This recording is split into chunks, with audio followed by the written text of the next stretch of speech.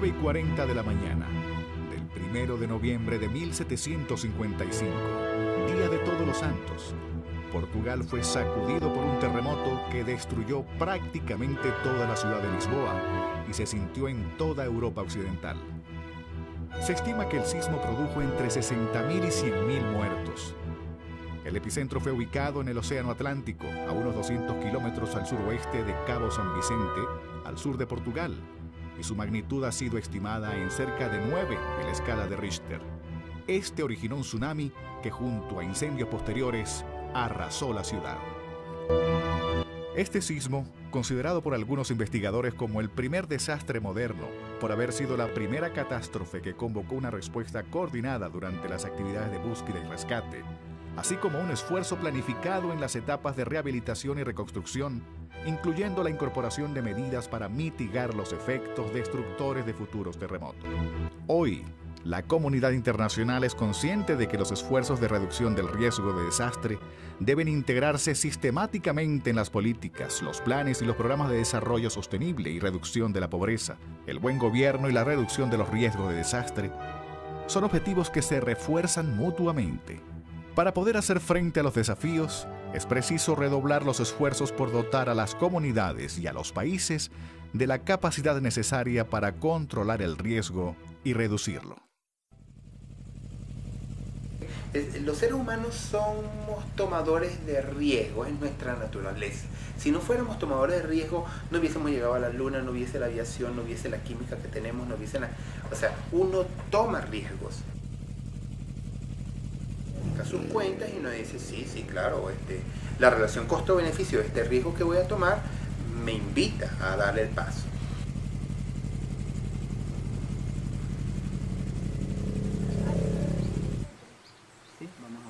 Muy bien, perfecto. Se saca con mucho cuidado que no se pierda ninguna rosca. O sea, yo comencé en este tema por allá terminando el bachillerato, cuando empecé a trabajar en organizaciones voluntarias de atención de emergencias.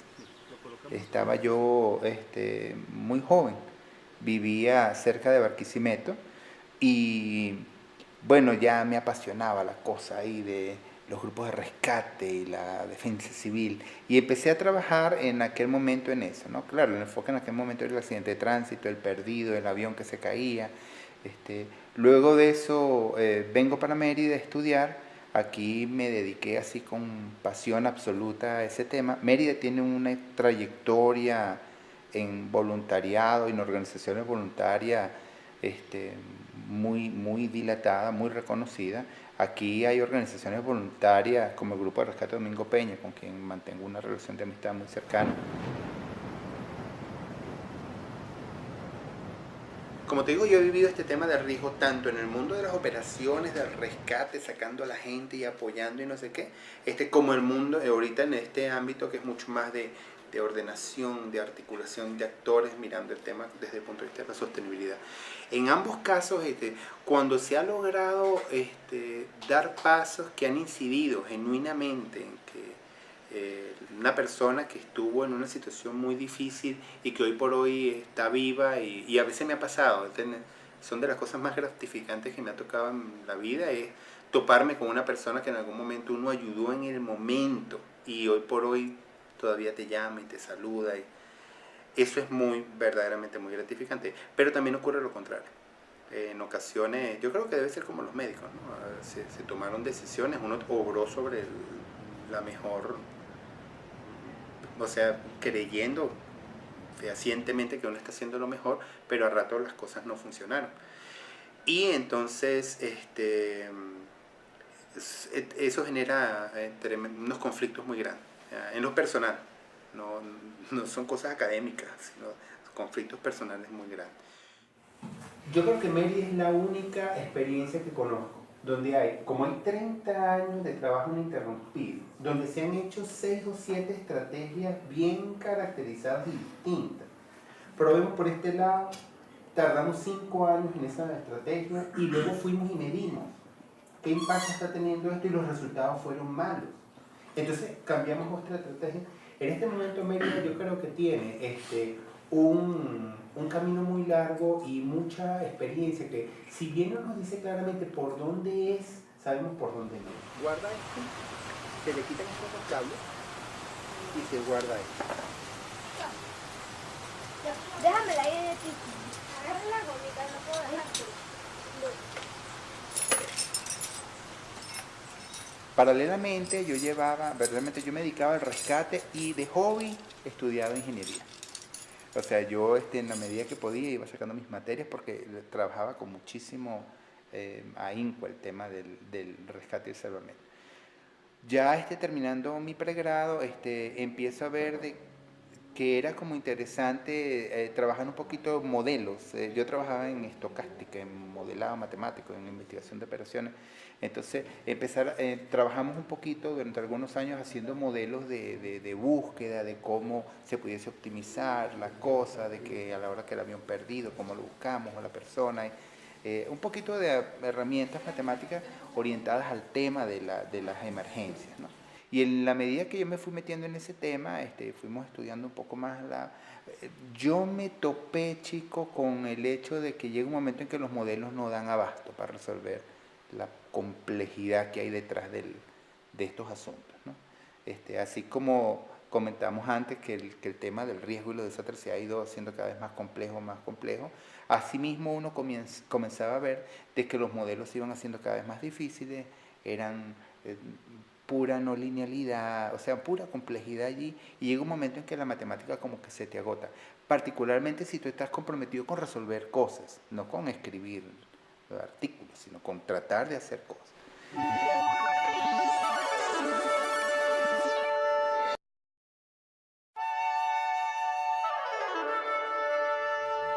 El riesgo de desastre surge cuando las amenazas peligros interactúan con factores de vulnerabilidad físicos, sociales, económicos y ambientales.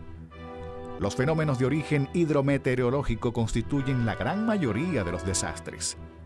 Pese a que se va comprendiendo y reconociendo cada vez más la importancia de la reducción del riesgo de desastre, ya que han aumentado los medios de respuesta, los desastres y en particular la gestión y la reducción del riesgo siguen representando un desafío mundial. Entonces decidimos de venir a Mérida especialmente para dos temas. Uno que era poder aprender de las experiencias que ustedes están manejando acá, para poder ver cuáles son mejores prácticas que se están dando, cómo esas mejores prácticas se están implementando, en donde ustedes también ven fallas todavía, o si no son fallas, mejoras que se podrían implementar, cómo es que están trabajando en este momento, conocer un poco más el modelo que se está implementando acá y también de conocer lo que ustedes ven como posibles riesgos futuros humanitarios. Nosotros no nos planteamos el tema del futuro humanitario porque el presente humanitario en sí mismo es extremadamente complejo. De tal suerte que para nosotros imaginarnos cuál va a ser el próximo desastre o qué va a ocurrir con el próximo terremoto, yo tengo la convicción íntima que todos los que estamos aquí vamos a ser excelentes espectadores, no solamente porque estemos obligados a hacerlo, sino porque no vamos a poder hacer más nada. Es decir, no vamos a tener ni siquiera el impulso para salir a hacer mayor cosa porque de por sí el presente humanitario de nosotros es complejo, es problemático. Entonces, la pregunta de finalmente qué es lo que ustedes hacen, cuál es su área, cuál es su especialidad, es muy difícil porque es yo creo que lo que más se acerca es el trabajo que se hace desde el punto de vista de sistemas. La gente entiende que un ingeniero de sistemas es un ingeniero en computación, un tipo que hace programas. Yo no comparto esa opinión. Yo creo que un ingeniero de sistemas o el enfoque, la gente que trabaja en sistemas, son personas que usan mucho la computadora y los modelos matemáticos y la cosa, pero tú trabajas sobre complejidad. Y yo creo que el riesgo es un problema esencialmente de complejidad. Nosotros tenemos una percepción de que Venezuela, hasta cierto punto, en términos de amenazas naturales, viene a ser como una especie de bomba de tiempo.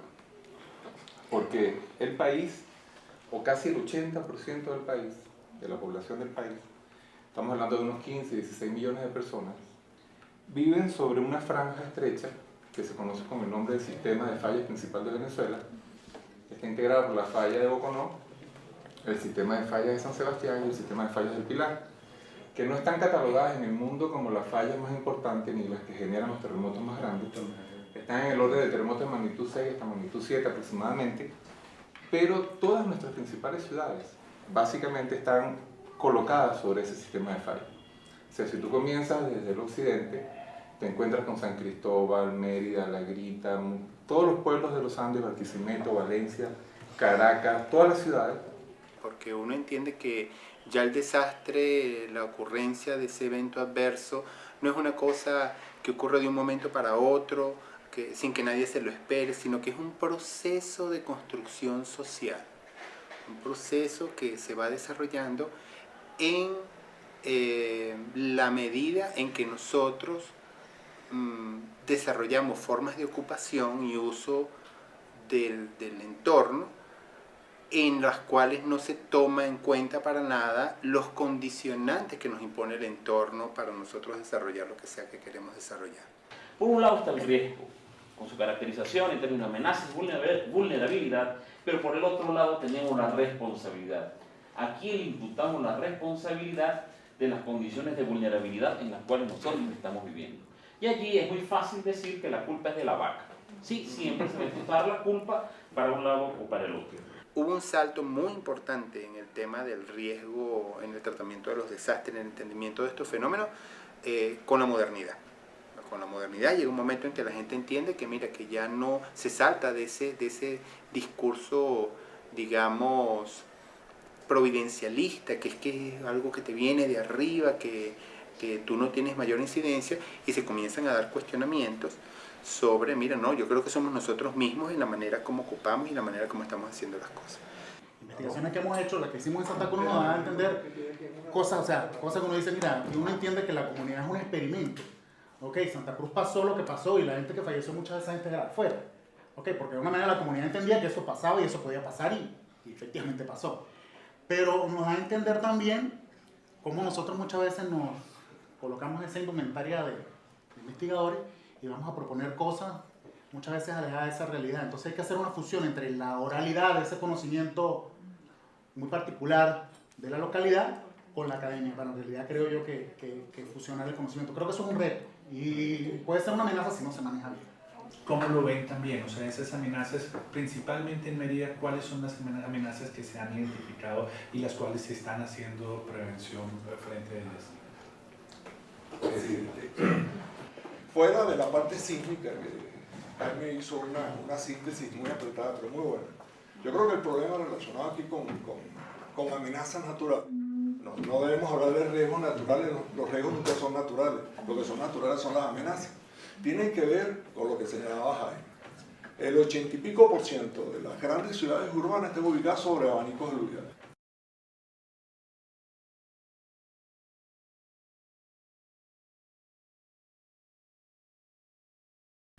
Esos abanicos aluviales tienen una amenaza extremadamente grande que está relacionada con fenómenos meteorológicos y una respuesta geomorfológica. O sea que yo considero, y sobre todo tomando en cuenta, que los periodos de retorno de lluvias extremas, de lluvias grandes, son relativamente cortos en relación a los periodos de retorno de los sismos.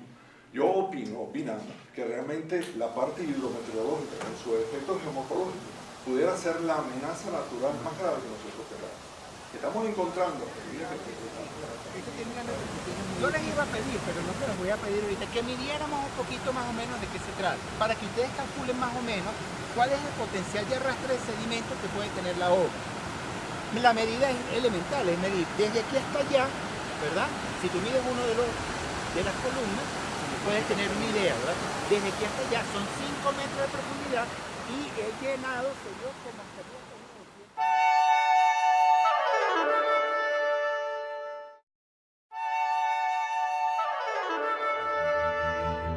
Frecuentemente surge la pregunta entre las comunidades científicas encargadas de estos temas sobre qué tan natural es un desastre natural. Esto es, qué tan responsable es la actividad humana, tal como la industrial, del creciente número de desastres naturales, en virtud del hecho de que ello está acelerando el ritmo del calentamiento del planeta. También se discute sobre la inequidad económica, que vulnera más a los pobres y les impide acumular el capital necesario para construir en zonas de menor riesgo, por citar solo unos ejemplos de la contribución del hombre a aumentar el riesgo de desastres naturales. Yo creo que la experiencia latinoamericana más vieja que hay en el tema del tratamiento del papel de la escuela y la educación ante el tema del riesgo se ha dado en Mérida, alrededor de la Fundación para la Prevención del Riesgo Sísmico, que es un programa que tiene 30 años, desde 1979, trabajando en el tema de escuela. Esa ha sido una experiencia importantísima porque es una experiencia que con muy pocos recursos ha ido trabajando de manera sostenida sobre distintas maneras de entender el problema. Algunos solicitan talleres y todo esto a raíz de eventos, ¿no? Como lo que ocurrió en Santa Cruz, están abiertos a recibir esa formación, pero una vez que pasa el tiempo se olvida un poco de la situación y comenzamos nuevamente a caminar y a construir y volver a habitar la misma vivienda. Entonces, cuando logremos que el docente se apropie de esta área, vamos a tener un poco más de frutos en la seguridad escolar, ¿no? Ajá, ¿y qué cambio en el fondo tú lograste en esos espacios? Tú antes tenías una escuela que tenía unas características y ahora ¿qué escuela estás teniendo? Esas preguntas se están haciendo aquí. Porque a nivel nacional, si vemos el mapa de nuestro país, vemos que en cada región hay cuestiones de riesgo, que si vamos a las petroleras tendrán explosiones, inundaciones, etc. Nuestro programa sirvió de modelo para la costa oriental del lago, fue expuesto en un congreso internacional y gustó mucho. Para mirar entonces, si de manera temprana, ¿cuáles son los actores? Entonces, se entiende inicialmente que son una mezcla de distintos actores. Por un lado hay, fíjate que aquí no tengo ni obras de mitigación, ni ordenación del territorio. Aquí estamos trabajando en lo que nos toca, preparación-respuesta. El río microzonifica, pero por las manos, diciendo, disculpen, yo iba por aquí. Y cuando dice disculpen, se lleva por delante toda la vía, se lleva el terminal de pasajeros, que es donde hubo el mayor número de muertos. Entonces, de eso va el problema. Entonces, les quiero hacer ver que el problema de los sistemas de alerta temprano es una estrategia que ustedes deberían promover, tienen que saber instrumentar para hacer preparación-respuesta ante escenarios de riesgo hidrogeológico. Sin embargo, ese problema se construye la primera reflexión es, miren la paradoja de la gestión de riesgo. Que la gestión de riesgo solamente se nota cuando falla. Fíjate que es lamentable. Pero es que hay un juego. Pero es una paradoja, es una contradicción. O sea, solamente cuando falla. Si aquí no hubiese estado esta obra, ese día probablemente hubiéramos tenido un montón de muertos, un montón de heridos, un montón de damnificados. Y estuviéramos en todos los periódicos. Pero yo pienso que los medios de comunicación juegan un papel fundamental ahí. Claro. Y hay que definir cómo lograr que el periodista entienda que esto es noticia, que también vende periódicos. Yo creo que en el caso particular del ejercicio ciudadano, nosotros tenemos ciudadanos que no están capacitados, pero además, por otro lado, tenemos ciudadanos que son inconsistentes.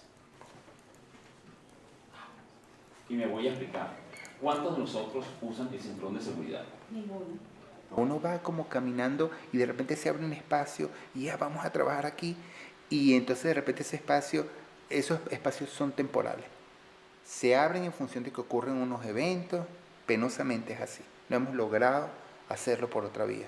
Entonces, o ocurren en el país, o ocurren en la región, o que entonces la gente llega y se preocupa, y entonces dice, no, entonces la gente quiere hacer algunas cosas y en ese momento te llama. Yo creo que una vez decía el profesor Carlos Ferrer que la curva del olvido pues entra muy rápido. Bueno, gracias a Dios, porque si no, como decíamos, puro sufriendo, no, que va. Ahorita estamos en el marco del proyecto, creo que conocen el proyecto de investigación aplicada a la gestión de riesgos, del cual el proyecto piloto es acá en Mérida. Ya estamos terminando la parte de investigación y desarrollo. Y vamos a la parte de transferencia de conocimientos y tecnología. Dentro de eso, pues, uno de los primeros pasos que dimos fue el foro. Ahorita estamos trabajando con todo el grupo para armar la metodología para la transferencia del conocimiento a las comunidades. Una metodología que no tenemos, que estamos en cierta... Realmente hemos sido recibidos con los brazos abiertos realmente por tanto los actores gubernamentales a nivel nacional, a nivel subnacional, y hemos visto que a pesar que hay mucho trabajo por hacer, hay conciencia sobre el tema, hay trabajo sobre el tema y hay experiencias que efectivamente han dado resultados, y pienso que el mejor ejemplo es el que se está dando aquí en Mérida. Mérida ha mostrado realmente una alianza público-privado, incluyendo a la academia, incluyendo a sectores sociales, incluyendo también tanto la sociedad civil, tanto también la gobernación, las diferentes alcaldías, y eso efectivamente es un ejemplo no solamente para Venezuela, sino es un ejemplo a nivel Latinoamérica. Es una experiencia muy rica, no solamente en contenido, sino en acción concreta sobre lo que se está haciendo. Vivimos en un planeta que tiene unos recursos finitos, que hay que saber administrarlo, que no es una cosa de sacar como sea y como para ir acumulando indefinidamente cosas. Cuando yo me refiero a que yo no sé si este tema transgrede la discusión de izquierda-derecha, me refiero a la manera como se ha hecho praxis, los discursos de izquierda y de derecha en el mundo, ¿verdad? Uno sabe muy bien quién habla por un país o quién habla por otro, quién habla por un grupo político y quién habla por otro, pero a uno no le queda del todo claro quién habla por la humanidad, toda. Y esa era quizás la noción que había en algún momento cuando se hicieron organismos como las Naciones Unidas, pero a uno le cuesta creer que el discurso es el discurso de la humanidad toda. Entonces, esas son discusiones difíciles y van a tocar hacerlas. Me llegó Osorio, sí.